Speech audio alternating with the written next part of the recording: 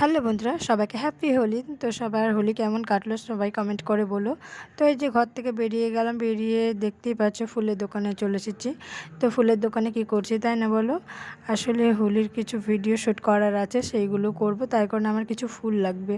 সেই কারণে যে চলে এসেছি ফুলের দোকানে, কিছু ফুল নিয়ে যাব তার জন্য। তো চলো, ফুলগুলো আমাদের কেনা হয়ে গেছে, চলো এবার টোটো ধরে আবার বাড়ি যাব। তো এই যে রাস্তা পার হচ্ছিলাম আর কি, তো এই দেখো টোটোয় বসে আছি। তো এই যে নিয়ে এলাম, তোমাদেরকে দেখাচ্ছি। এই যে গাঁদা ফুল নিয়ে এসেছি আর দুটো চন্দ্রমল্লিকাগুলো। তো যাই হোক, তারপরে এই দেখো রেডি হয়ে নিয়েছি, হোলির ভিডিও করব, সে কারণে রঙগুলো সাজিয়ে নিচ্ছি। তো 4-5টা কালার ছিল, তো আমার ভীষণই ভালো লাগে লাল, গোলাপি এইসব কালারগুলো।